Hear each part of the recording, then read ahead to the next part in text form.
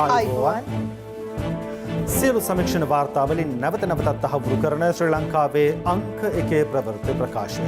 පැත්තගේ ඇත්ත කියන හිරු රාත්‍රී 9:55 ප්‍රධාන ප්‍රවෘත්ති ප්‍රකාශය සමගින් මම අනුරුද්ධ රත්නායක.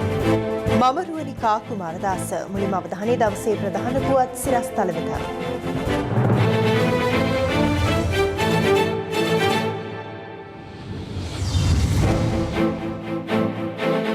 කොවිඩ් මරණ භූමදානයට නිලබලය නිර්ණායක ලබන සතියේ. කොවිඩ් ආසාදනය වීමෙන් පළමුවරට මෙරටදී හෙදියක් ජීවිතක්ෂයට. කොටදෙනියාව මගුල් ගෙදරකදී මියගිය මිත්තනියකටත් කොවිඩ්. කොළඹ සහ ගම්පහ අධි අවදානම් කලාපවල අවුරුදු 30ට වැඩි සැමට එන්නත් දීමට රජය තීරණය කරයි. ගැටලුවක් ගැන මහජන සෞඛ්‍ය පරීක්ෂකවරුන්ගෙන් හෙළිදරව්වක්. සීමිත තොගය තුළ අපි 30ට වැඩි සියලු දෙනාටම ලබා දෙද්දී දැන් එන්නත් මධ්‍යස්ථානවල එන්නත් ලබා දීමට නොහැකි වෙනවා. මෛත්‍රී කොමිසමෙන් මෛත්‍රීට හරස් වූවාට ශ්‍රී ලංකා නිදහස් පක්ෂය දැඩි ස්ථාවරයක. තරුණයෙකුට පහර දීමේ සිද්ධියකට පෑලියගොඩ පොලිසියේ 4කගේ වැඩතහනම්. ශ්‍රී ලංකා ටෙලිකොම් සහ මොබිටෙල් සේවා එක්තැන්ව SLT මොබිටෙල් ලෙසින් අලුත් ගමනක SLT මොබිටෙල් එකම එක සබැඳියාව. සැරියුත් මුගලන් මහරහතන් වහන්සේ අග්‍ර ශ්‍රාවක තනතුරු වලින් පිදුම් ලැබීම ඇතුළු ශාසන ඉතිහාසයේ වැදගත් සිදුවීම් රසක් සනිටුහන් වන නවම් පුරපසළොස්වක පොහෝ දිනය ආදයි. ඒ වෙනුවෙන් වෙහෙර විහාරස්ථානවල ආමිස හා ප්‍රතිපත්ති පූජාවන් වලට මුල් තැන දෙමින් විවිධ ආගමික වැඩසටහන් පැවැත්වුණා. නවම්පුර පසළොස්වක පොහෝ දිනය බුද්ධ චරිතය මෙන්ම සම්බුද්ධ ශාසනයේ වැදගත් සිදුවීම් රසකින් සමන්විත පොහෝ දිනයයි. සැරියුත් සහ මුගලන් මහරහතන් වහන්සේ අග්‍ර ශ්‍රාවක තනතුරු වලින් පිදුම් ලැබීම සිදුව ඇත්තේ අදවන් පොහෝ දිනකදී බව ශාසන ඉතිහාසයේ සඳහන්. බුදුරජාණන් වහන්සේ රජගහනුවර වේලවනාරාමේදී ප්‍රථම සංඝ සම්මේලනය පැවැත්වීම, ඕවාද ප්‍රාතිමෝක්ෂය හෙවත් උපසම්පදා භික්ෂූන්ට විනය නීති දේශනා කිරීම සිදුව ඇත්තේ අදවන් දිනයකදී. පරිනිර්වාණයට තෙමසකට පෙර බුදුරජාණන් වහන්සේ විශාලා මහනුවර චාපාලා චෛත්‍ය අභ්‍යසදී ආයු සංස්කාරය අත්හැරීමද අද වැනි නවම්පුර පසළොස්වක පොහෝ දිනකදී සිදුව තිබෙනවා. මේ අතර නවම් පොහොය නිමිත්තෙන් හිරු ධර්ම ප්‍රදීපේ වැඩසටහන අද අලෙම සිට දවස පුරා මාලිගාවිල රජමහා විහාරස්ථානය කේන්ද්‍ර කරගනිමින් පැවතුණු අතර එහිදී ධර්ම සාකච්ඡා, ධර්ම දේශනා ඇතුළු වැඩසටහන් රසක් ක්‍රියාත්මක කෙරුණා. ඊට එක්ව සිටි උවැසි උවැසියන් අෂ්ටාංග ශීලයේ පිටවීම සිදු කළේ මාලිගාවිල රජමහා විහාරයේ විහාරාධිපති පූජ්‍ය උණපානේ චන්ද්‍රජෝති හිමියන් විසින්. සදහැවත් කාරුණික ගුණබර ලොකු කුඩා පින්වතුනි පින්වතියනි, නවම්පුර පසළොස්වක් පොහෝ දවස උදා වෙච්ච අවස්ථාවේදී ඓතිහාසික මාලිගාවිල බුද්ධ ප්‍රතිමා වහන්සේ අභියස අෂ්ටාංග සීලය සමාදන් වෙමින් අමාමෑණී ලෝතුරා බුදු පියාණන් වහන්සේගේ නව අරහාදී අනන්ත ප්‍රමාණ උතුම් සම්බුද්ධ ගුණ සිහිපත් කරමින් නොඉඳුල්ල බුද්ධ පූජාව පැවැත්වීමෙන් අනතුරුව දැන් සූදානම් වන්නේ අද දවස පිළිබඳව සිහිපත් කරමින් ඒ රැස් කරගත්තේ උදාාර කුසලානිසංස ධර්මය අපි අනුමෝදන් වෙන්නට අනුමෝදන් කරන්නට. මේ අතර මෙවර වෙසක් උත්සවය යාපනය නාගදීප රජමහා විහාරස්ථානයේදී පැවැත්වීමට කටයුතු සූදානම් කරන ලෙස අග්‍රාමාත්‍ය මහින්ද රාජපක්ෂ මහතා උපදෙස් දී තිබෙනවා. ඊයේ පසරවේ අරලියගහ මන්දිරයේදී පැවති සාකච්ඡාවකදී අග්‍රාමාත්‍යවරයා මේ බව සඳහන් කර ඇති අතර උතුරු හා නැගෙනහිර පළාත්වල විහාරස්ථාන 65ක් සහ දහම් පාසල් 35ක් සම්බන්ධ කරගනිමින් මෙවර රාජ්‍ය වෙසක් උත්සවය පැවැත්වීමට කටයුතු සංවිධානය කරනු ඇති. මෙතර සෑම පුන් පොහෝ දිනකම පැවැත්වෙන අමාතම් සිසිලස ධර්මදේශනා මාලාවේ 207 වැන්න කොළඹ විජයරාමයේ පිහිටි අග්‍රාමාත්‍යවරයාගේ නිල නිවසේදී පැවැත්වුණා. අද ධර්මදේශනයේ පැවැත්වුවේ වයඹ පළාතේ ප්‍රධාන සංඝනායක මහාචාර්ය පූජ්‍ය තුමුල්ලේ ශ්‍රී සීලකන්ද හිමියන් විසින්. ආරාම හැදීම, උයන් හැදීම, කැලෑ වැවීම, ඒ වගේම පානීය ජල පහසුකම් ඇතිවීම, ජනතාවට නිවාස ව්‍යාපෘති ආරම්භ කරලා ක්‍රියා කිරීම. සීලවන්තයි, ගුණවන්තයි, ඒ වගේම ධාර්මිකයි කියලා කියන්නේ මෙන්න මේවා ක්‍රියාත්මක කරනවා නම්. එහෙම නැතුව සීල් සමාදන් වෙලා කියලා සුදුරෙදි ඇඳගත්තට විතරක් හරියන්නේ නැහැ. තමන්ගේ කාර්යභාරයේ තුල නිලධාරියෙක් හෝ වේවා, ඇමතිවරයෙක් හෝ වේවා, රාජ්‍ය නායකයා හරි වේවා, ගරු අග්‍රාමාත්‍යතුමා හැටියට වේවා, තමන් ධර්ම මාර්ගයක ගමන් කරනවා කියන එක තමන්ගේ ක්‍රියාවෙන් ඔප්පු කරලා ඒ බව ජනතාවට රටට දැනෙනවා විතරක් නෙමෙයි තමන්ගේ හදවතට දැනෙනකොට අන්න තමන් කොච්චර අවිවේකයෙන් හිටියත් ඒක තමන්ට මනසට ලොකු ආහාරයක් බවට පත් වෙනවා. COVID-19 ආසාදනයෙන් මිය යන පුද්ගලයන්ගේ මෘතදේහ භූමදානය කිරීම සඳහා වන මාර්ගෝපදේශ සතියක් ඇතුළත නිකුත් කිරීමට කටයුතු කරන බව සෞඛ්‍ය සේවා අධ්‍යක්ෂ ජෙනරාල් වෛද්‍ය අසේල ගුණවර්ධන මහතා පවසනවා. කොවිඩ් මරණ භූමදානය සඳහා ඉඩ සැලසෙන අති විශේෂ ගැසට් නිවේදනය නිකුත් කෙරුණේ ඊයේ රාත්‍රියේ. දවසේ පුවත සෞඛ්‍ය අමාත්‍ය පවිත්‍රා වන්‍යාරච්චි මහත්මියගේ අත්සනින් යුතුව නිකුත් කළ එම ගැසට් නිවේදනයට අනුව මෙතෙක් පැවති ගැසට් නිවේදනය මගින් ක්‍රියාත්මක වූ නිරෝධායන නියෝග සංශෝධනය ලක් කර තිබෙනවා. ඊයේ නිකුත් කරනු ලැබූ අතිවිශේෂ ගැසට් නිවේදනයට අනුව මෘතදේහ ආදාහනය කිරීම හෝ බොහොම දහනය කිරීම යනුවෙන් සංශෝධනය කර තිබෙනවා. එමෙන්ම යම් තැනැත්තෙකුගේ මෘතදේහ ආදාහනය හෝ බොහොම දහනය කළ හැකි යන්න ඊට ඇතුළත් වන අතර තවත් අනුනියෝග කිහිපයක්ද ඇතුළත්. නව අනුනියෝග මගින් දැක්වෙන්නේ අදාළ මෘතදේහ සෞඛ්‍ය සේවා අධ්‍යක්ෂ ජෙනරාල්වරයා විසින් නිකුත් කරන ලද විධිවිධානවලට අනුකූලව නිසි බලධරයා විසින් අනුමත කරන ලද සුසහන භූමියක හෝ ස්ථානයකදී පමණක් බලධරයාගේ අධීක්ෂණය යටතේ බොහොම දහනය කළ යුතු බවයි. එමෙන්ම තුන්වන අනුනියෝගයේ දැක්වෙන්නේ ආදාහන අවස්ථාවේදී මිනි පෙට්ටියද සමගින් පුළුස්සා දමනු ලැබිය යුතුය හෝ භූමදානය සම්බන්ධයෙන් වන විටදී සෞඛ්‍ය සේවා අධ්‍යක්ෂ ජෙනරාල්වරයා විසින් නිකුත් කරනු ලැබිය හැකි විධිවිධානවලට අනුකූලව පියවරගත යුතු බවයි. අප කළ විමසීමකදී සෞඛ්‍ය සේවා අධ්‍යක්ෂ ජෙනරාල්වරයා සඳහන් කළේ කොවිඩ් ආසාදිත මෘතදේහ බොහොමදහනය කිරීමට අදාළ මාර්ගෝපදේශ සතියක් ඇතුළත නිකුත් කිරීමට කටයුතු කරන බවයි. දැනට ඒ විද්වත් කමිටුවෙන් මේ අවශ්‍ය මාර්ගෝපදේශ හදමින් පවතිනවා. ඒක හෙට උදේ මමත් ඒ විද්වත් කමිටුවත් සාකච්ඡා කරලා එය අපගේ අමතුමිය සහ අනිකුත් රාජ්‍ය අමාත්‍යවරුත් එක්ක සාකච්ඡා කරලා අපේ සතිය වෙනකොට අපි නිර්දේශ දෙන්න බලාපොරොත්තු වෙනවා. කියන නීති රීති ඉතාමත් දැඩිව අනුගමනය කරන්න කියලා මම ඉල්ලා සිටිනවා. දැනට ආදාහනය කරන කටයුතු ඒ විදිහටම වෙනවා. ඊළඟට භූමදානයට තමයි අපි දැනට කොවිඩ් මරණ සම්බන්ධ අවසන් කටයුතු සිදු කළ යුතු ආකාරය පිළිබඳව නිර්දේශ ඉදිරිපත් කිරීමට විශේෂ උපකමිටුවක් සෞඛ්‍ය අමාත්‍යාංශ ලේකම් මේජර් ජෙනරාල් එස්.එච්. මුණසිංහ මහතා පසුගිය දෙසැම්බර් මාසයේදී පත් කළා. එහි සභාපති ලෙස පත් කෙරුණේ ශ්‍රී ලංකා එන්නත් හා බෝවන රෝග පිළිබඳ සංසදය හා ශ්‍රී ලංකා වෛද්‍ය සංගමේ හිටපු සභාපති ජ්‍යෙෂ්ඨ මහාචාර්ය ජෙනිෆර් පෙරේරා මහත්මියයි. අපි නිකම්ම භූමදානය කරන්න පුළුවන් කියලා දුන්නේ නැහැ. අපි කිව්වේ මෘත ශරීර ගෙදර ගෙනියන්න දෙන්න බෑ. එම්බාම් කරන්න බෑ. පැය 24ක් ඇතුළත එක්ක භූමදානයට නැත්නම් ආදාහනයට යොමු කරන්න ඕනේ කියලාත් අපි කිව්වා. ඊට අමතරව අපි කිව්වා විශේෂයෙන්ම භූමදානය කරනවා නම් වතුරට නිරාවරණය නොවන විදිහේ මේ ඩබල් බොඩි බෑග්ස් මෘත ශරීරය අපි ඒකට ඇතුලේ තමයි තැම්පත් කරන්න ඕනේ. ඊට පස්සේ තමයි මිනි පෙට්ටියක් ඇතුළතට බහන්නේ. අපි තවත් කිව්වා පවුලේ සමාජිකයෝ 4 දෙනෙකුට විතර මෘත ශරීරය බලන්න දෙන්න ඕනේ. විනාඩි 5කට ලොකු වෙලාවක් නෙමෙයි. මිනි පෙට්ටියට දැම්මට පස්සේ ආපහු ඒක අරින්න බෑ කියන කතාව කිව්වා. ඊට පස්සේ සෞඛ්‍ය අමාත්‍යාංශයේ කවුරු හරි නිර්දේශ කරපු නිලධාරීන් තමයි භූමදානයට යොමු වෙන්න ඕනෙත් කියලාත් කිව්වා. ඒ විතරක් නෙමෙයි අපි කිව්වා අපිට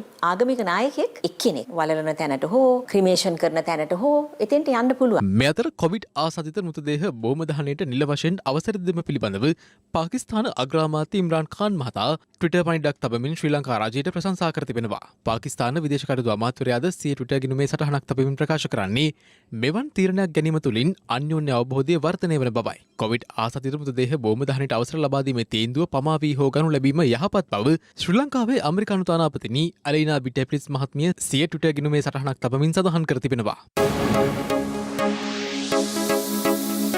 දවසේ පුවත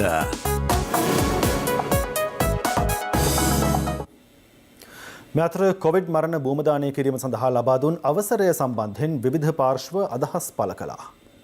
පාකිස්තානයේ අගමැතිවරයා ලංකාවට ඇවිත් ගියාට පස්සේ මේක ගැසට් කිරීම සම්බන්ධව යම් රාශිගත සිදුවීම් සිද්ධ වුණු බව අපිට පේනවා. කෙසේ වෙතත් යම් ගැසට් එකක් නිකුත් කිරීම පිළිබඳව හැබැයි මේක ප්‍රමාද වුණා. මේ ප්‍රමාද වීම තුළ සමාජය තුළ විවිධ ප්‍රතිකඩයන් නිර්මාණය වුණා. මේ දෙන දෙහයන් තියාගෙන ආණ්ඩුව තමන්ගේ දේශපාලන අරමුණ වෙනුවෙන් මෙය පාවිච්චි කර බව අපට හැඟෙනවා. යම් හේකින් කොවිඩ් දේහයන් භූමදානය කියන කාරණාව මත යම්කිසි සෞඛ්‍ය කාරණා ඉදිරියේදී පැන නගින්නට හේතු වුණොත් ඒ වගේම මේ වෛරසය පසට ජලයට මිශ්‍ර වෙලා යම්කිසි ගැටලු සහගත තත්ත්වයන් ඇති වුණොත් එයට මේ දේශපාලන බලපෑම් කළ මේ අන්තවාදී කල්ලි කණ්ඩායම් සියලු දෙනා වගකිය යුතුයි කියන කාරණය අපි විශේෂයෙන් අවධාරණය කරනවා. ජාත්‍යන්තරයේ කියනකම් ඉන්න ඕනේ යම් යම් තීන්දුව ගන්න. මම හිතනවා මේ තීන්දුව ගැන අත වශයෙන් ශ්‍රී ලාංකිකයන් හැටියට කනගාටුවට පත් වෙන්න ඕනේ. විච්ච හානිය සිදු වෙලා ඉවරයි. ඒ හානිය ආපස්සට හරවන්න බෑ. ජාත්‍යන්තරයේ සිනහවට ලක්වන රටක් බවට පත් වෙලා තියෙනවා. දින කිහිපයක් ඇතුළතදී මේ තාක්ෂණික කාරණාව වෙනස් වුණේ කුමක්ද කියන විමති අපිට ඇති වුණ ජිනීවා වලට බයේ ජිනීවා වල තියෙන බලපෑම්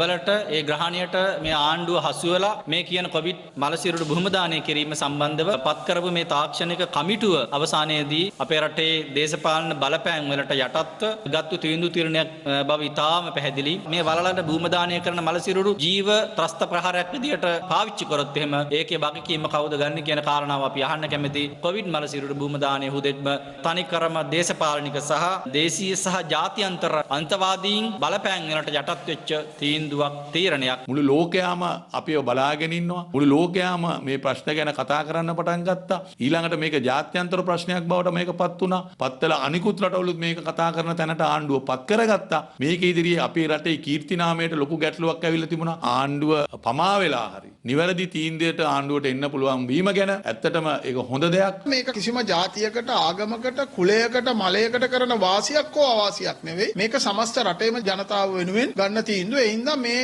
අවසර ලබා දීම වගේම යම් තත්ත්වයක් පිළිබඳව නැවත විශේෂඥ කමිටු විසින් අදහසක් ලබා දුන්නොත් ඒ අවසරය අවලංගු කරන්නත් අපි පසුබට වෙන්නේ නැහැ. ඒ හින්දා කිසිම කෙනෙකුට මේ රජයට බලපෑම් කරලා රජය ගන්න තීන්දුව විශේෂඥ කමිටු විසින් ලබා දෙන තීන්දුව වෙනස් කිරීමේ හැකියාවක් නැහැ. කොවිඩ් ආසාදනය වීමෙන් මෙරටදී පළමු වරට හෙදියක් ජීවිතක්ෂයට පත්ව තිබෙනවා. මේ අතර විවාහ මංගල උත්සවයකට සහභාගී වූ කාන්තාවක් හදිසියේ ඇදවැටි ජීවිතක්ෂයට පත්වීමෙන් පසු සිදු කළ පරීක්ෂාවේදී තහවුරු වී ඇත්තේ ඇයට කොවිඩ් ආසාදිත බවයි.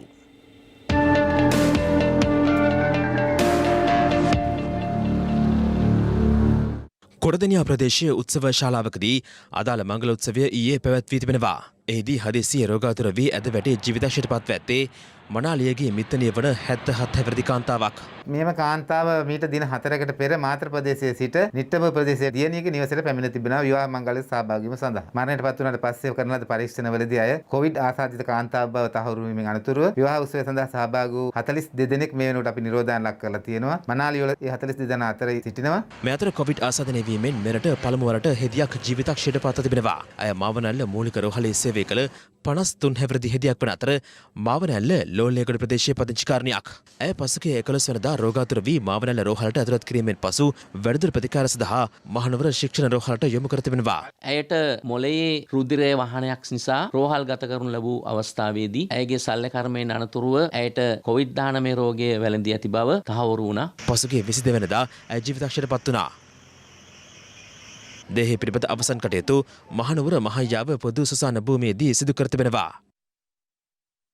මේ අතර කොවිඩ් ආසාදිතයින් 497 දෙනෙකු අද හඳුනාගත් අතර ඒ සමග මෙරට සමස්ත ආසාදිතයින් 82430ක් දක්වා ඉහළ ගියා. පුද්ගලයන් 664 දෙනෙකු අද සුවය ලැබූ අතර ඒ අනුව සුව සමස්ත ගන්න 77625ක්. මේ අතර නව කොවිඩ් මරණ 5ක් අද වාර්තා වීමත් සමග සමස්ත කොවිඩ් මරණ සංඛ්‍යාව 464ක් දක්වා ඉහළ ගියා. මේ අතර ගෝලීය වාර්තා වන කොවිඩ් මරණ සංඛ්‍යාව ලක්ෂ 25ක් දක්වා ඉහළ ගොස් තිබෙනවා. ඒ නව මරණ 10552ක් ලෝපුරා වාර්තා වීමත් සමගයි.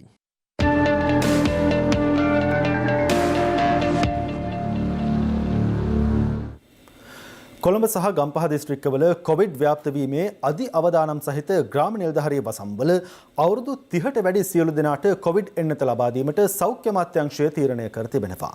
කෙසේ වෙතත් මහජන සෞඛ්‍ය පරීක්ෂකවරුන් පැවසුවේ අදාළ තීරණය ක්‍රියාත්මක කිරීමේදී ගැටලු වලට මුහුණ දීමට සිදු වී ඇති බවයි. සෞඛ්‍ය අමාත්‍යාංශය ගනු ලැබූ තීරණය අනුව කොළඹ සහ ගම්පහ දිස්ත්‍රික්කවල අවුරුදු 30ට වැඩි කාණ්ඩයට අයත් වන අවදානම් ප්‍රදේශවල තාවකාලික පදිංචිකරුවන්ටද එන්නත ලබා දීම නියමිතයි. ගම්පහ දිස්ත්‍රික්කයේ සැලසුම් කළපු එන්නත් මධ්‍යස්ථාන කිහිපයක අද හෙට සහ අනිද්දා දිනේ මේ එන්නත් ලබා දීමට නිර්දේශිතව තිබුණා. නමුත් කලින් මේක අපි සැලසුම් කරලා තිබුණේ අවුරුදු 60ට වැඩි පුද්ගලයන් සඳහා ලබා දෙන්න ග්‍රාම නිලධාරී කොට්ටාශ මට්ටමින් තෝරාගෙන. නමුත් ඊයේ රාත්‍රියේදී ලැබුණු උපදෙස් අනුව අවුරුදු 30ට වැඩි සියලුම පුද්ගලයන් සඳහා මේ එන්නත් ලබා දීමට කටයුතු කරන ලැබුවා. මේ නිසා එන්නත් සීමිත තොගය තුල අපි 30ට වැඩි සියලු දෙනාටම ලබා දෙද්දී දැන් එන්නත් මධ්‍යස්ථානවල එන්නත් ලබා දීමට නොහැකි වෙනවා. මේ මහජන සෞඛ්‍ය පරීක්ෂකවරුන් විසින් කරපු අත්වැරද්දක් නෙමෙයි. ඒ වගේම සෞඛ්‍ය සේවාව විසින් කරනු ලබන අත්වැරද්දකුත් නෙමෙයි. මේ සඳහා අනවශ්‍ය දේශපාලන මැදිහත් වීම සහ බලපෑම් කරන්න ගිහිල්ලා මේ වැඩසටහන සම්පූර්ණයෙන් අඩාල වෙනවා. මේ අතර කොළඹ සහ ගම්පහ දිස්ත්‍රික්කවලදී කොවිඩ් මර්ධන එන්නත් ලබා දීම අද දිනේත් සිදු වූ අතර පුද්ගලයන් 4 ලක්ෂයකට පමණ මෙවන විට එන්නත් ලබා දී තිබෙනවා. පොලිස් උදේ පාන්දර ඉඳලා එන්නේ. දැන් ඊයේ තාවද? ඊයේ තාව. ඔව් ඊයේ තාව. පෙරේද? පාන්දර පයින් ඉඳන් ඉන්නේ මෙතන. රටේ කට්ටිය තමයි කරදරේ නේ. අපි කෝල් කරලා උදෙත් ඇහුවා. උදෙත් ඇහුවාම එන්න කිව්වා. රටේ වැඩි කට්ටිය විතරයි. නෑ එන්න කියලා කිව්වනේ. මේ අතර එන්නත් කරන කටයුතු ලෝක සෞඛ්‍ය සංවිධානයේ නිර්දේශවලට පටහැනිව සිදුවන බවට ශ්‍රී ලංකා වෛද්‍ය සංගමේ හිටපු සභාපතිවරයෙකු චෝදනා කළා. ලෝක සෞඛ්‍ය සංවිධානයෙන් නිර්දේශ අනුව මේ එන්නත ඇත්තටම පටන් ගන්න ඕනේ වයස 60ට ඉක්මවා ගිය කට්ටියට. නමුත් මොකක් හරි හේතුවක් නිසා අපේ බලධාරීන් තීරණය කරා ඒක 30 දී පටන් ගන්න එක ඇත්තටම ඒ එන්නත නාස්ති කිරීමක් කියලා තමයි අපි දකින්නේ. ඒ වගේම හුඟක් රෝගීන් රෝහලට යන ඉස්සෙල්ලා පැමිණෙන තමන්ගේ ආසන්නම පුද්ගලික වෛද්‍ය මධ්‍යස්ථානයට. ඉතින් මේ වගේ අවදානම් තත්වයකට මුහුණ දෙන්න පුද්ගලිකාංශයේ කාර්ය මණ්ඩලයට එන්නත ලබා නොදී අනිත්‍යයට දීම ඉතාම අඥාන ක්‍රියාවක්. පාස්කු කොමිසමේ අවසන් වාර්තාවෙන් හිටපු අග්‍රාමාත්‍ය රනිල් වික්‍රමසිංහ මහතා පිළිබඳ ලිහිල් ප්‍රතිපත්තියක් අනුගමනය කර හිටපු ජනාධිපති මෛත්‍රීපාල සිරිසේන මහතා සම්බන්ධයෙන් දැඩි ප්‍රතිපත්තියක් අනුගමනය කර ඇති බව ශ්‍රී ලංකා නිදහස් පක්ෂයේ විධායක කාරක සභාව පවසනවා. නිවේදනයක් නිකුත් කරමින් ඔවුන් පෙන්වා දෙන්නේ මෙම ප්‍රහාරයට සම්බන්ධ සාරා නොහොත් පුලස්තිනි රාජේන්ද්‍රන් නැමැතිය පිළිබඳ අනාවරණය කරගෙන තිබූ තොරතුරුද කොමිසම නොසලකා හැර ඇති බවයි. ශ්‍රී ලංකා නිදහස් පක්ෂයේ විධායක කාරක සභාව නිකුත් කළ නිවේදනය දැක්වෙන්නේ පාස්කු ප්‍රහාරය පිළිබඳව කරුණු විමසූ ජනපති කොමිසම හිටපු ජනාධිපති මෛත්‍රීපාල සිරිසේන මහතා විසින් පත් කරනු ලැබුවේ මූලික අපේක්ෂා කිහිපයක් පෙරදරි කරගෙන බවයි. එහි වාර්තාව පසුගියදා ජනාධිපති ගෝඨාභය රාජපක්ෂ මහතාට බාර කෙරුණද මේ දක්වා එම වාර්තාව පුළුල් මහජන පරිශීලනය සඳහා විවෘත කර නොමැති බවද නිවේදනයේ සඳහන්. කොමිසමේ අවසන් වාර්තාවෙන් සාක්ෂි සලකා බැලීමේදී අග්‍රාමාත්‍යවරයා ලෙස රනිල් වික්‍රමසිංහ මහතා ඉස්ලාම් අන්තවාදය කෙරෙහි දැක් වූ ලිහිල් බව එවක රජය ක්‍රියාශීලී පියවර ගැනීමට අපොහොසත් වීම ප්‍රධාන හේතුවක් බව පරීක්ෂණ කොමිසම් සභාවේ මතයයි ලෙස සඳහන් කර ඇතත් රනිල් වික්‍රමසිංහ මහතා පිළිබඳ කොමිසම ලිහිල් ප්‍රතිපත්තියක් අනුගමනය කර ඇති බව නිදහස් පක්ෂයේ මතයයි. මෛත්‍රීපාල සිරිසේන මහතාට එරෙහිව පමණක් දැඩි ප්‍රතිපත්තියක් අනුගමනය කිරීම ද්විත්ව ප්‍රමිතියකින් සැලකීමක් බවද ශ්‍රී ලංකා නිදහස් පක්ෂය පවසනවා. මෙම ප්‍රහාරයේ එක් බෝම්බකරුවෙකු වූ හස්තූන් නමැත්තාගේ බිරිඳ වන සාරා නොහොත් පුලස්තිනි රාජේන්ද්‍රන් නැමැත්තිය දිගු කලක් මඩකලපු ප්‍රදේශයේ සැඟව සිට ඉන්දියාවට පලා යාම ගැන කිසිදු සැලකිල්ලක් නොදක්වා ඒ පිළිබඳව අනාවරණ කරගෙන තිබූ තොරතුරුද නොසලකා හැර ඇතැයි එම නිවේදනයේ සඳහන්. කෙසේ වෙතත් පාස්කු කොමිසමේ අවසන් වාර්තාවේ 17 වන පරිච්ඡේදයේ 223 වන පිටුවේ සඳහන් වන්නේ සාරා සම්බන්ධයෙන් මතුව ඇති කරුණු මත ඉදිරියටත් විමර්ශන කළ යුතුයයි කොමිසම නිර්දේශ කරන බවයි.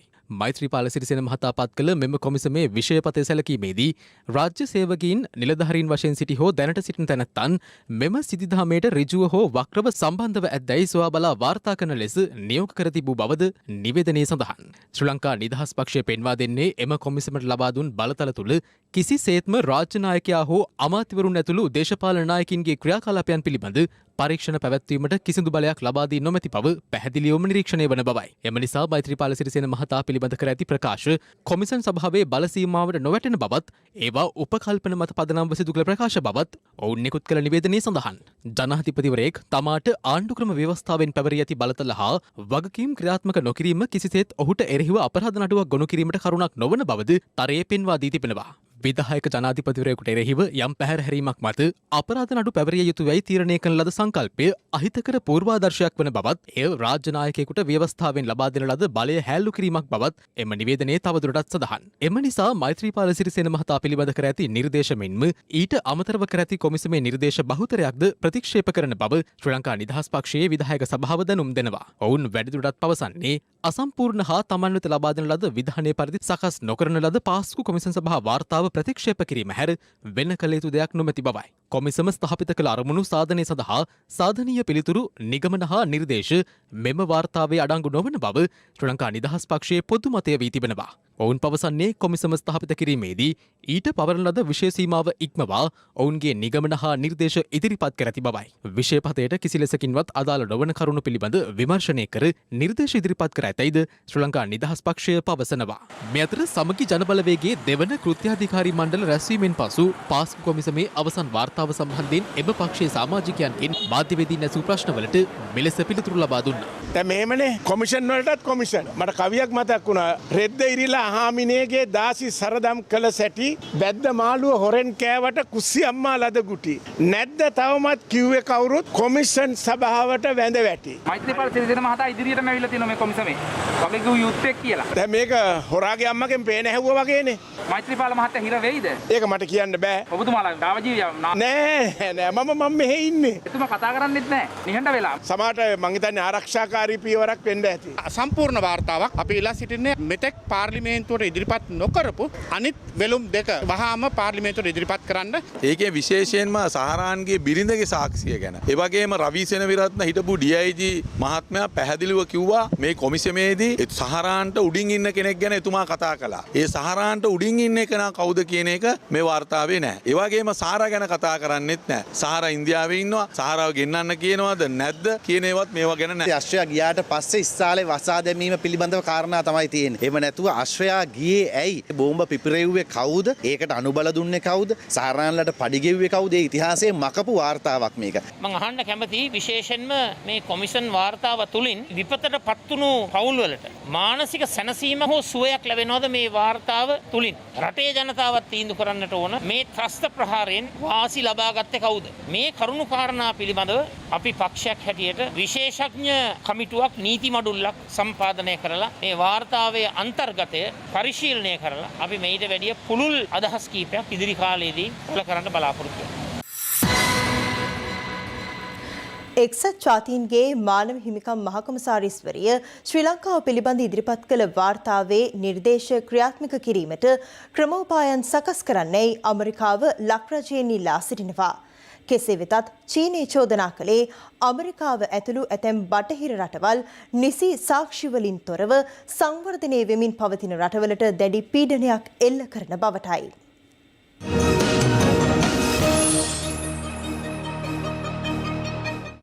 එක්සත් ජාතීන්ගේ මානව හිමිකම් මහකොමසාරිස්වරිය ශ්‍රී ලංකාව සම්බන්ධයෙන් ඉදිරිපත් කළ වාර්තාව මානව හිමිකම් සැසිවාරයේදී ඊයේ වැඩිදුරටත් සංවාදයට ගැනුණා. එහිදී නිරීක්ෂණ මට්ටමින් සැසියට එක්වෙමින් අදහස් දැක් වූ ඇමරිකානු නියෝජිතයා කියා සිටියේ. මෙරට සුළු ජන කොටස් කොන්වීමේ තත්ත්වයක් පිළිබඳ වාර්තා මෙන්ම නිදහස් මාධ්‍ය ඇතුළු සිවිල් සමාජයේ අවකාශ සීමාවීම සම්බන්ධයෙන් තම අවධානය යොමු කරන බවයි.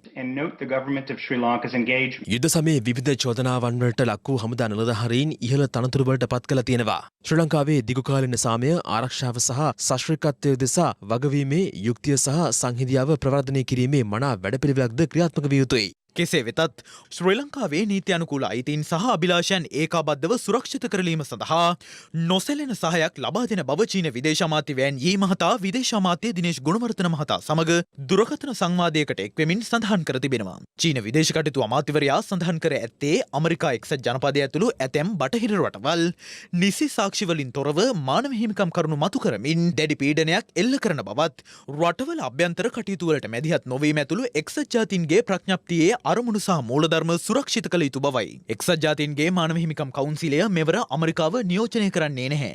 ඒ මානව හිමිකම් කවුන්සිලය කුහක ආත්මාර්ථකාමී සංවිධානයක් ලෙස හඳුන්වමින් හිටපු ඇමරිකානු ජනපති ට්‍රම්ප් 2018 වසරේදී ඉන් ඉවත්වීම හේතුවෙන්. මේ අතර සිරියාවේ ස්ථාපිත ඉරාන සහාය ලබන කැරලි කණ්ඩායම් ඉලක්ක වෙත ඇමරිකානු හමුදාවන් අද ප්‍රහාර එල්ල කළ අතර එය සැලකෙන්නේ ඇමරිකානු නව ජනාධිපති ජෝ බයිඩන් යටතේ ක්‍රියාත්මක වූ පළමු යුද ක්‍රියාන්විතය ලෙසයි. මේ අතර ශ්‍රී ලංකාවට එරෙහිව ඉදිරිපත් ඇති 46 ඇලයිරක් 1 යෝජනාව ඊයේ සංවාදයට ගෙනුණු අවස්ථාවේදී ඔස්ට්‍රේලියාව, ස්විට්සර්ලන්තය, ඇමරිකා එක්සත් ජනපදය, බෙල්ජියම ඇතුළු රටවල් කිහිපයක් ඊට සහාය පළ කර තිබුණා. ඉන්දියාව, පාකිස්තානය, චීනය, ජපානය ඇතුළු රටවල් කිහිපයක් ශ්‍රී ලංකාවට එරෙහි යෝජනාවට සහාය පළ කළේ නැහැ. මානව හිමිකම් සැසිවාරයේදී ශ්‍රී ලංකාව සම්බන්ධයෙන් අදහස් දක්වමින් ඉන්දියාව කියා සිටියේ දෙමළ ජනතාවගේ අයිතීන් සුරක්ෂිත කිරීම සහ රටේ ඒකීයභාවය පවත්වා ගැනීමට 13 වන සංශෝධනය මුළුමනින්ම ක්‍රියාත්මක කළ යුතු බවයි. යහපාලන රජයේ දේශපාලන පළිගැනීම් පිළිබඳව සොයා බැලීමට පත් කළ ජනාධිපති කොමිෂන් සභා වාර්තාවේ අදාළ පළිගැනීම් සිදු වූ ආකාරය පැහැදිලිව සඳහන් බැවින් ඒ සම්බන්ධයෙන් ක්‍රියාමාර්ග ගැනීම අනිවාර්යෙන් රජයට පැවරෙන බව රාජ්‍ය අමාත්‍ය දිලුම් අමුණුගම මහතා පවසනවා. ඔහු මේ අදහස් පළ කළේ හිරු ටීවී ඔස්සේ විකාශය වූ බලය කාලීන දේශපාලන වැඩසටහනට එක්වෙමින්.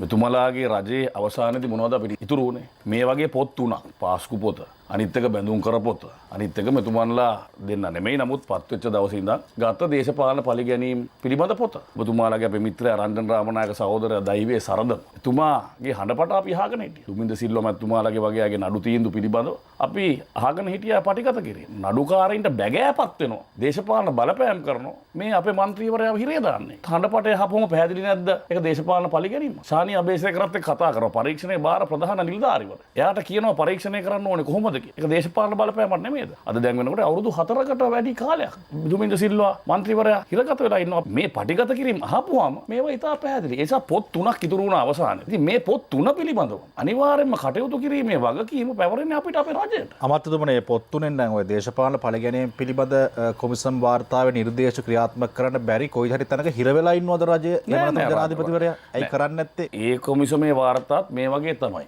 ඒ වගේ නිර්දේශ කරන්නේ නැහැ ගත යුතු ක්‍රියාමාර්ග. නමුත් වැරද්ද වෙලා තියෙන්නේ කොහෙද කියන එක ඒක සඳහන්. එතකොට ඒ පිළිබඳව ක්‍රියාමාර්ග ගැනීම පැවරෙන්නේ ඊටාම පැහැදිලිව රජයට. එතකොට මේ අයට දේශපාලන පරිගැනීම් පිළිබඳව යම් සහනයක් දිය යුතු නැද්ද? ඒ දරුවන්ට වෙච්ච අපහාසය, යට වෙච්ච ගැහැට, යට පඩි නොලැබී හිටපු ඒවා, කණ්ඩ නැතුව හිටපු ඒවා, ඉස්කෝලේ යන්න නැතුව හිටපු ඒවා, හමුදා නිලධාරීන්ට නොලැබිච්ච ප්‍රොමෝෂන් මේ පිළිබඳව සලකා බැලිය යුතුයි. ඒක නිසා තමයි මම කිව්වේ මේ පොත් 3ම තිලවල තීන්දුව ගැනීම අපිට පැවරිලා තියෙනවා. ඉතින් මේ අගතියටපත් වෙච්ච පාර්ශවය මෙහෙම කමිටුවක් කියලා හදලා පැමිණිලි ගොනු කරන්න මොන මෙන්න මේවා තමයි මානව හිමිකම් උල්ලංඝනය කිරීම. හරිනම් ජිනීවා වල මානව හිමිකම් කවුන්සලයට යවන්න ඕන මෙන්න මේ දූෂණ විරෝධී කමිටුවේ හිටපු අය ගැන ප්‍රශ්න කරන්න. දැන් එදා ශානි අබේසේකර මහත්මයාලා කොහොමද කටයුතු කරේ? ඉතින් මේ වගේ අය තියාගන්නේ ඔය පාස්කු ප්‍රශ්න විසඳන්න හැදුවේ. අපි දන්නවා එදා දුමින්ද සිල්වා මැතිතුමා පාර්ලිමේන්තු මන්ත්‍රීවරයෙක් විදියට. එතුමා වෙඩි වැදිලා වැටුච්ච පුද්ගලයා. හැබැයි හඬපට වලින් අපිට දැක්කා පද්මිනී රණවක විනිසුරුතුමියට බලපෑම් කරපු ආකාරය කොහොමද? දුමින්ද සිල්වා මහත්මාව වැරදිකාරයෙක් කරන්න. ඉතින් ඒ හින්දා ඇත්තටම එවැනි දේශපාලන පරිගැනීම් මත අගතීන් වෙච්ච අයට සාධාරණයක් ඉෂ්ට විය යුතුයි කියන තැන අපි විශේෂයෙන් ඉන්නවා. ඒ නිසා මේ දූෂණ විරෝධී කමිටුව සම්බන්ධයෙන් ඒ හරහා අගතියටපත් වෙච්ච අය සම්බන්ධයෙන් කොමිසමක් පත් කරේ සාධාරණයක් වෙන්න ඕන නිසාම කියන එක අපි සිහිපත් කරනවා.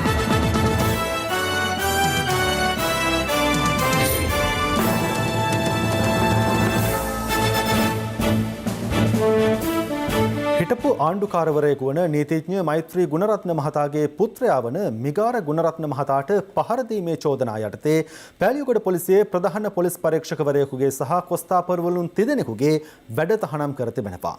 පොලිසිය පැවසුවේ පොලිස්පතිවරයාගේ නියෝග පරිදි මේ සම්බන්ධයෙන් කණ්ඩායම් දෙකක් පරීක්ෂණ ආරම්භ කර ඇති බවයි. හිටපු ආණ්ඩුකාර නීතිඥ මෛත්‍රී ගුණරත්න මහතාගේ පුත්‍රයා වන මිගාර ගුණරත්න මහතාට මෙම පහර දීම සිදුව ඇති පෑලියගොඩ පොලිස් ස්ථානයේදී ඊයේ රාත්‍රී 8:30ට පමණ.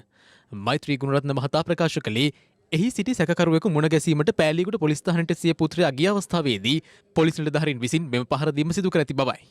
පොලිසිය පැවසුවේ මුදල් වංචා කිරීම, හෙරොයින් ජාවාරම් කිරීම ඇතුළු අපරාධ කිහිපයක් සම්බන්ධයෙන් නයිජීරියානු ජාතිකයන් 9 දෙනෙක්, බෙලාරුස් ජාතික කාන්තාවන් 2 දෙනෙක්, බෙරට කාන්තාවක් සහ පුද්ගලයෙකු පසුගිය 23 වෙනිදා කැලණිය කොට්ටහස අපරාධ විමර්ශන ඒකකය අත්අඩංගුවට ඇති බවයි. අදාළ සැකකරුවන් රැඳවුම් නියෝග මත පෑලියගොඩ පොලිස් ස්ථානයේ රඳවා සිට තිබෙනවා. පොලිසිය පැවසුවේ මිගාර ගුණරත්න මහතා එම සැකකරුවන් අතරින් ශ්‍රී ලාංකික කාන්තාව මුණ ගැසීමට පැමිණ ඇති බවයි. අදාළ කාන්තාවට ගුණරත්න මහතා දුරකථනය ලබා දී ඇමතුමක් ලබා ගැනීමට අවස්ථාව දුන් බවකින් සිද්ධියක් හේතුවෙන් පොලිස් නිලධාරීන් සමග බහින් බස්වීමක් සිදුව ඇති බවයි වාර්තා වන්නේ. එහිදී ඇති වූ පහර දීමකින් මිගාර ගුණරත්න මහතා තුවාල ලබා රෝහල්ගත කර තිබෙනවා. මෙම සිද්ධිය සම්බන්ධයෙන් පෑලියගොඩ පොලිසිය නිලධාරීන් 9 දෙනෙකුගේ වැඩ තහනම් කිරීමට පියවර ගැනුණා. තරුණයාගේ ඡායාරූපත් දැන් පළ වෙනවා සමාජ මාධ්‍යවල. පොලිසියක් තුල ඒ වගේ පහර දීමක් වෙච්ච නිසා ඒක අපිට පිළිගන්න බෑ. ඉතින් නයිජීරියානු සහ බෙලරුස් වල ඉන්න පුද්ගලයන් කිහිප දෙනෙක්ව අරන් තියෙනවා අත්අඩංගුවට. ඔවුන්ගේ මුදල් වංචාව පිළිබඳ. ඉතින් එතනට තමයි මේ තරුණයා ඇවිල්ලා ඒ කතාබහට යෙදුනකොට තමයි මේ වගේ සිද්ධියක් වෙලා තියෙන්නේ. ඒක නිසා ඒ පොලිස් නිලධාරීන්ව දැන් වැඩ තහනම් කරලා අපි දැන් විමර්ශනය කරනවා. විමර්ශනයෙන් පස්සේ තමයි මම තීරණය කරන්නේ මොකක්ද ඉදිරියට කරන්න කියලා. මේ අතර පෑලියගොඩ පොලිස් ස්ථානයේ රඳවා සිටින සැකකරුවන්ගෙන් කළ ප්‍රශ්න කිරීම්වලදී දෙහිවල සහ හැව්ලොක් ටවුන් ප්‍රදේශයේදී තවත් සැකකරුවන් තිදෙනෙකු මුදල් වංචා කිරීමේ චෝදනාව යටතේ අද අත්අඩංගුවකට තිබෙනවා. පොලිසිය පැවසුවේ ඔවුන්ගේ නිවෙස් තුළ තිබී රුපියල් ලක්ෂ 85කට වැඩි මුදලක් සොයාගත් බවයි.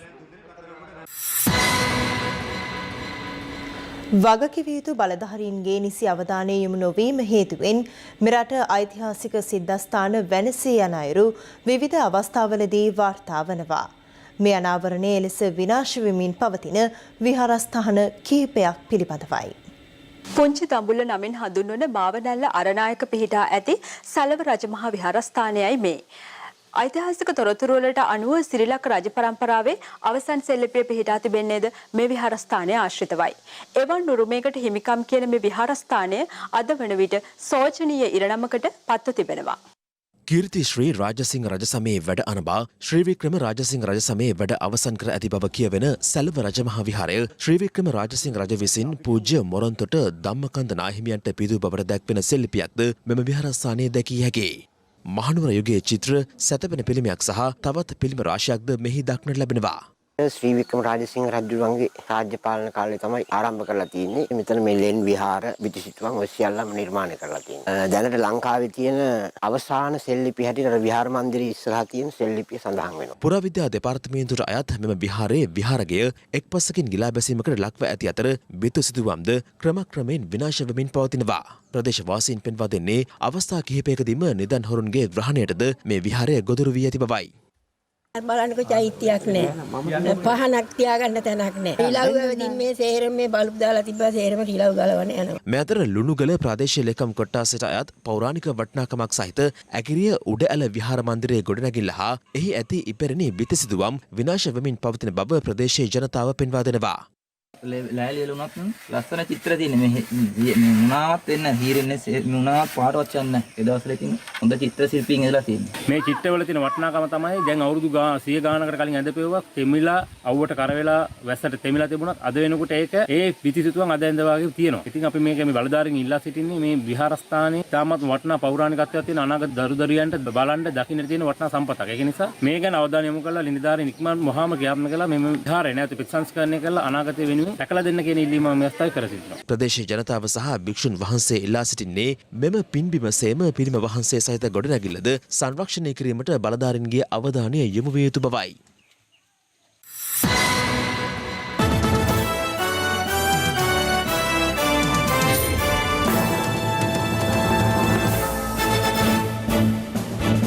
දැන්තවත් දේශීය පුවත් කිහිපයක් සමගින් රටවටා හිරු. රටවටා හිරු. හිටපු ජේෂ්ඨ නියෝජ්‍ය පොලිස්පතිවරයෙකු මෙන්ම ගායකයෙකුද වූ අනුර සේනානායක මහතා අද පස්වරුවේ අභාව ප්‍රාප්ත වුණා. 1973 වසරේ ඔක්තෝබර් 15 වෙනිදා පොලිස් සේවයට එක් වූ සේනානායක මහතා 2015 වසරේ මාර්තු මාස 18 වෙනිදා සේවයෙන් විශ්‍රාම ලැබුවා. අම්බලන්ගොඩ තිලකපුර ශාන්පුරේ දක්වා ඇති මාර්ගය කිලෝමීටර් 2ක පමණ දුරක් අබලන් තත්ත්වයේ පවතින අතර මාර්ගය පිළිසකර කර දෙන ලෙස ඉල්ලමින් ප්‍රදේශවාසීන් පිරිසක් විරෝධතාවක නිරත වුණා. දඹුල්ල ප්‍රාදේශීය ලේකම් කොට්ටාසයට අයත් ප්‍රදේශ ගණනාවක වනජීවී සහ වන සංරක්ෂණ දෙපාර්තමේන්තුවට අයත් ඉඩම් පිටස්තර පුද්ගලයන් හෙළිපෙහෙළි කර අත්පත් කර ගැනීමට සූදානම් වන බවට ප්‍රදේශවාසීන් පෙන්වා දෙනවා. අනුරාධපුර රාජාංගන මහසෙන් මහාවිද්‍යාලයේ නියෝජ්‍ය විදුහල්පතිවරයා පාසලේ ඉගෙනුම ලබන සිසුන්ට අමානුෂික ලෙස පහර දෙන බවට මව්පියන් පිරිසක් චෝදනා කරනවා. අප මේ පිළිබඳ කලාප අධ්‍යාපන අධ්‍යක්ෂවරයාගෙන් සිදු කළ විමසීමකදී ඔහු කියා සිටියේ දෙපාර්තමේන්තුව මගින් සිද්ධියට අදාළ පරීක්ෂණයක් සිදු කරන බවයි. අනුතරට ලක්වී සිටින සර්පයෙන් තම නිවසට රැගෙන විත් ප්‍රතිකාර කර නැවත කැලෑවට මුදා හරින රඹුක්කන පින්නවල ජාතික පාසලේ ඉගෙනුම ලබන ශිෂ්‍යාවක් පිළිබඳ කෑගල්ල ප්‍රදේශයෙන් වාර්තා වනවා. අනුරාධපුර තඹුත්තේ ගම ඔරුගලයාය කසල අංගණයට තලාව ප්‍රාදේශීය සභාව අක්‍රමවත් ලෙස බැහැර කරන කසල හේතුවෙන් තමන් දුෂ්කරතා රසකට මුහුණ දෙන බවත් කසල ආහාරයට ගැනීමට පැමිණෙන වනාලින්ගෙන් ජීවිත හානි පවා සිදුවන බවටත් ප්‍රදේශවාසීන් චෝදනා කරනවා. අපරීක්ෂාකාරී ලෙස දහවනය කළ යතුරුපැදියක් තවත් යතුරුපැදියක ගැටි අනතුරට ලක්වන ආකාරය දැක්වෙන දර්ශන පෙළක් සමාජ මාධ්‍යයේ සංසරණය වනවා. ගාල්ල කොළඹ ප්‍රධාන මාර්ගයේ බලපිටිය වැල්ලබඩ ප්‍රදේශයේදී පෞද්ගලික බස් රථයක් සහ කන්ටේනර් රථයක් මුහුණට මුහුණ ගැටී සිදු වූ අනතුරින් එම මාර්ගයේ ගමනාගමන කටයුතු වලට අද දහවල් පැය 2ක පමණ කාලයක් බාධා එල්ල වුණා. මොරටුව ප්‍රදේශයේදී පුද්ගලයෙකු සුකෝපභෝගී මෝටර රථයක පැති කණ්ණාඩි ගලවා රැගෙන යන ආකාරය ආරක්ෂක කැමරාවක මෙලෙස සටහන්ව තිබුණා. අපරීක්ෂාකාරී ලෙස ත්‍රිරෝධ රථ දෙකක් දහවනය කරන ආකාරය දැක්වෙන වීඩියෝවක් මේ දිනවල සමාජ මාධ්‍යයේ සංසරණය වනවා. රටවටා හිරු. ඒ සමගින් අදට සමුගන්නටයි මේ සූදානම. පැත්ත නොගත් ඇත්ත දැනගැනීමේ අයිතිය තවදුරටත් තහවුරු කරගන්න තිරේ දෙස්සන පරිදි ඔබගේ ජංගම දුරකථන ජාලය අනුව හිරු SMS ප්‍රවෘත්ති සේවාව සක්‍රිය කරගන්න. යළිත් හමුවෙමු හෙට මධ්‍යහන ප්‍රවෘත්ති ප්‍රකාශය. සුබ රාත්‍රියක්.